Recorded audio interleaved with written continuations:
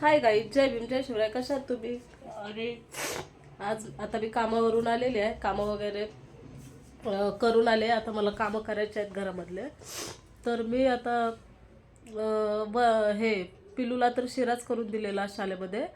आणि म्हणलं की चला आता वरण भात थोडा लावते, कारण का मिस्टर माझे गावाला गेले होते काल. तर गावावरून त्यांनी मासे आणले, तर मी रात्रीच करून ते ठेवले मासे.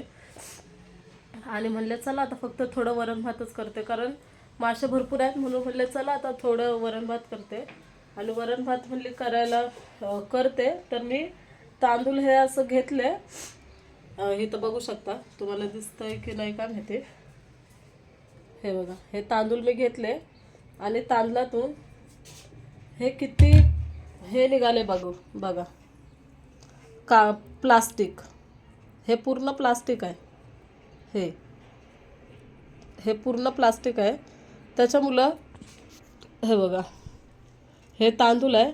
आता मी ह्याला जेवढं हलवेन ना तेवढं, हे बघा, जेवढं मी हलवेन ना तेवढं ह्याच्यातून कापूस हे प्लास्टिक निघते. म्हणजे आजकाल किती फ्रॉड लोक आहेत बघू शकता तुम्ही. किती फ्रॉड लोक आहेत की बाबा रे, तुम्हाला हे तुमच्या पैशांसाठी तुम्ही किती काही करू शकता. कारण का तुम्हाला दाखवते मी. हे बघा, हे तांदूळ आहे. हे तांदळात किती प्लास्टिक आहे. हे बघा, दिसतंय का प्लास्टिक तुम्हाला?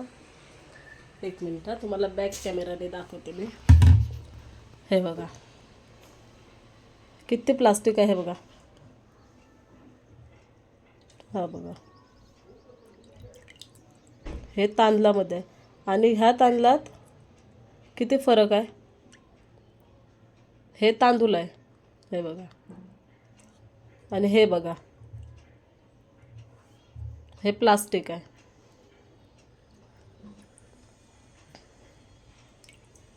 मी म्हणलं चला तुम्हाला आता मी दाखवतेच. कारण का आजकाल किती लोक जीव, आता आपण समजा हे खाल्लंच आणि जर त्याच्यानं आपल्याला काय झालं तर कोण जबाबदार आहे ह्याला? दुकानदार थोडी ना म्हणणार आहे की माझी चुकी आहे. नाहीच तो म्हणणार. तो म्हणाल आम्हाला जसा माल येतो तसा आम्ही देतो, असेच म्हणणार ना. ते तरी थोडी ना हे करून देतात की बाबा रे कसं आहे कसं नाही. किंवा आपण जरी आता मी हे तांदूळ घेऊन गेले दुकानात, की दुकानदाराला दाखवायला की बाबा रे हे बघ, तुझ्या इथून मी तांदूळ घेऊन गेले पण त्याच्यामध्ये असं असं प्लास्टिक आहे.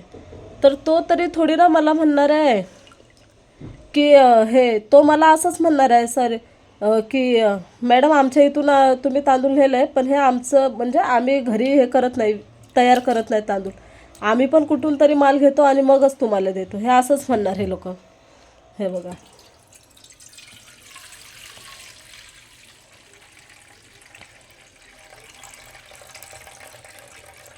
तो असंच म्हणणार आहे ना की आम्ही पण माल घेतो आणि मगच देतो. तो थोडी ना म्हणणार. हे बघा, हे तांदूळ आणि ह्याच्यामध्ये किती फरक आहे बघा. आहे ना, हे तांदूळ आहेत ओरिजिनल आणि हे प्लास्टिक. हे बघा, आणि हे बघा, हे बघा,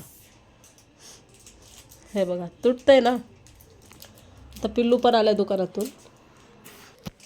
मी काल दुकानात माझ्या मुलाला पाठवलं होतं आणि त्याला सांगितलं होतं मी हे घेऊन यायला. 30 रुपये दिले होते, सॉरी 30 रुपये दिलेले मी त्याला.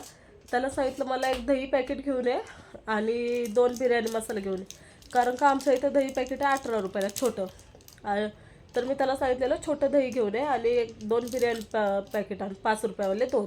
तर 28 रुपये झाले. मी 30 रुपये दिलेले. तर त्याने 2 रुपये वापस द्यायचे ना, त्याने 2 रुपये वापस नाही दिले. आणि ज्या दुकानातून मी हे घेतलं ना तांदूळ, त्याच दुकानात त्याला मी पाठवलेलं, कारण इथं जवळच आहे खाली आमच्या बिल्डिंगच्या, त्याच्यामुळं. तर त्याने 2 रुपये दिले नाही. तर मी गेले त्याला म्हणले का रे बाबा तू 2 रुपये का दिले नाहीस? तर तो म्हणतो की त्याचे 35 झाले. बोलले सांग मला कसे 35 झाले? एक दही आणि 2 पॅकेट मसाले किती झाले? तर तो म्हणला की नाही 35 झाले. मी म्हणले कसं झाले सांग तर. मग त्याला मी म्हणले तुझ्या इथं हे कॅमेरा आहे ना, तू CCTV चेक कर आणि मग मला सांग. तर मग तो दुसरा एक माणूस होता त्याच्याबरोबर दुकानामध्ये कामाला आहे का काय ते आपल्याला म्हणलं आहे, पण त्याच्यासोबत एक माणूस होता. तो म्हणला मग ताई जाऊ द्या मॅडम, राहू द्या, हे 2 रुपये घ्या. बोलली असं नाही भैया, आम्ही छोट्या मुलांना पाठवतो तर तुम्ही थोडं ना फसवणार त्यांना असं तसं. मग तो म्हणला की नाही जाऊ द्या सॉरी. आणि आज तांदळामध्ये असं, कारण की मी काल बिर्याणी केलेली, आज भात करते तर बघते तर असं. म्हणजे माणसाने, गरीब माणसाने खायचं की नाही काय माहिती कसं काय करायचं. तर असे लोक फसवतात. कारण का तुम्ही पण सावध राहा, तांदूळ बघा, चेक करून घ्या. पण चेक तरी कसं करू शकतो आपण, थोडी ना दुकानामध्ये तांदळामध्ये पाणी टाकून बघणार आहे, नाही बघत आपण. त्याच्यामुळे तुम्ही चेक करा, चेक करूनच घ्या. Bye bye. आणि असं पण नाही सॉरी की ते 20-10 रुपयाचे आहेत, ते 40 रुपये किलोवाले तांदूळ आहेत. तर ठीक आहे, जाऊ द्या आता. आणि बाय बाय. तुम्हाला जर माझे ब्लॉग आवडत असतील तर लाईक करा, शेअर करा, सबस्क्राईब करा आणि कमेंट करायला पण विसरू नका. जय भीम, जय शिवराय.